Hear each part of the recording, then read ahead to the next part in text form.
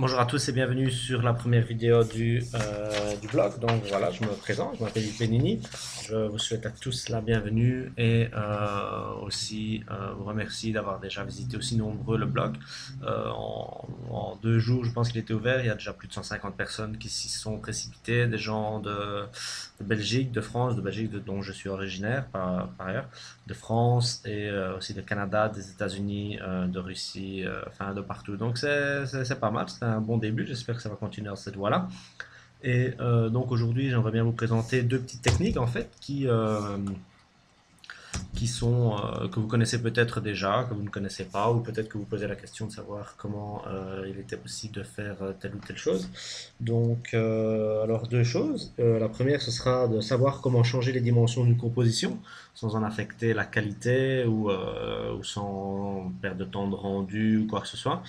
Et aussi l'autre petite technique sera de déplacer un élément qui a plusieurs keyframes sans altérer les keyframes. Donc je vais vous montrer ça dans 2 minutes. Donc ici ce qui tourne c'est une magnifique animation de mon logo en noir et blanc. C'est magnifique, hein, mais je ne vous dévoilerai pas les secrets de cette technique-là aujourd'hui malheureusement.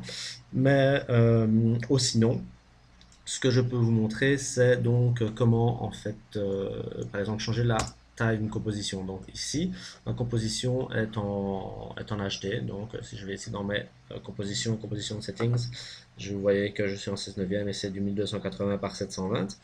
Et imaginons que mon ordinateur est très lent, que j'ai beaucoup de texte, j'ai beaucoup d'animations, beaucoup de keyframes, j'ai 6 logos qui tournent en même temps, et simplement j'ai le motion blur qui est activé simplement, mon PC le prend pas en compte.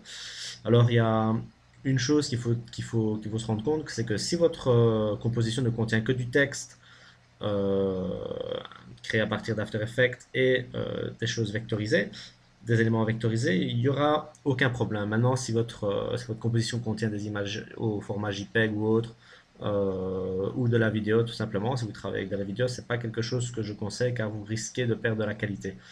Donc, sinon, mis à part ça, c'est quelque chose qui est très utile, et très rapide et très simple. Donc, vous allez dans File, Fichier, Script, et alors ici vous avez démo palette ou scale composition. On va choisir démo palette. Et alors ici vous avez plusieurs petits trucs d'ailleurs qui sont pas mal. Mais nous on va simplement choisir scale composition. On arrive à cette petite fenêtre ici qui nous permet de changer la composition. Donc si on regarde ici composer nouvelle largeur, nouvelle hauteur, donc il nous met déjà la hauteur et la largeur. Alors il faut aussi prendre en considération le fait que ça ne changera pas l'aspect ratio, donc ça ne changera pas le ratio. Donc si vous êtes en 16 neuvième, ce sera toujours du 16 neuvième. Si vous êtes en 4 tiers, ce sera toujours du 4 tiers, etc. Donc ici, disons que je veux travailler en demi. Alors moi, je veux la moitié du HD pour gagner du temps. Et tout ça, je vais mettre scale, simplement. Je sors, boum, boum. Et comme vous voyez, mon animation est toujours là. Euh, et voilà, quoi. Donc tout est là. Et ça n'a pas bougé.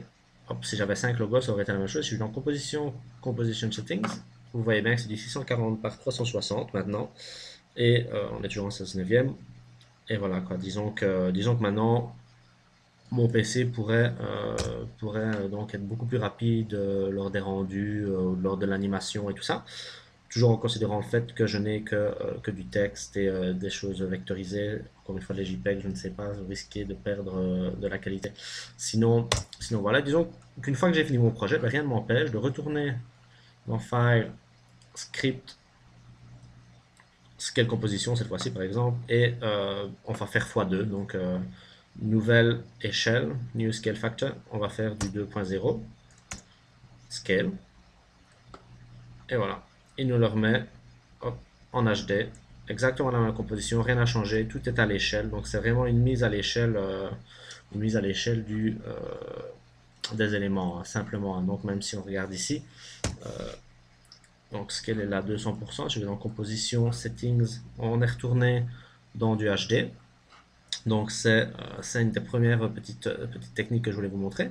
Alors deuxième chose, imaginons que, donc si vous voyez, vous appuyez sur U ici, vous avez toutes les keyframes qui apparaissent. Il y en a quelques-uns, donc j'en ai mis pour l'opacité, pour la rotation sur Y et pour la position.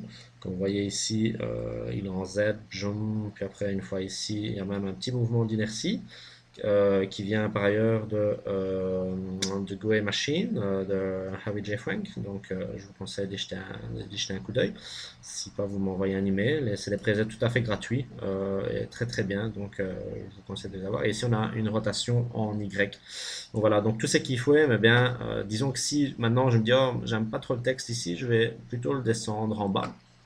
Eh bien, ce qui se passe, c'est que ça crée un keyframe, mais quand je vais faire ça, ben, comme vous voyez, mon texte, en fait, ici, il descend et il est plus du tout, hop, et là, on ne le voit plus du tout parce qu'il n'a plus rien à voir avec, et là, il remonte. Pourquoi? Parce qu'au moment où j'ai décidé de bouger, ben, bien sûr, il y a ce keyframe qui s'est créé parce qu'il est en mode de keyframe. Donc, c'est pas de la meilleure technique. Donc, je vais simplement sélectionner ce keyframe, appuyer sur Delete pour le supprimer.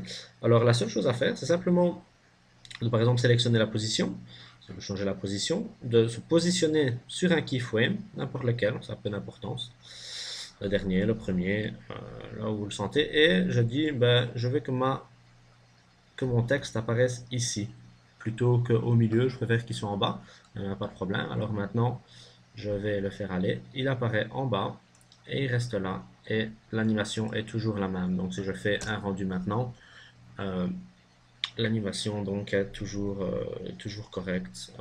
On n'a pas changé la position, les keyframes ont tous été alignés en même temps, donc c'est pas mal du tout.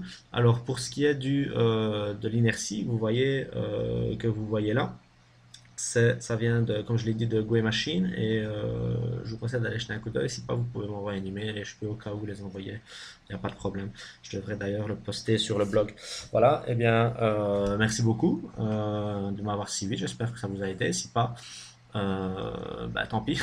J'essaierai mieux la prochaine fois. Et voilà, donc merci à tous, une bonne soirée et on se revoit pour la prochaine vidéo d'astuces. Au revoir.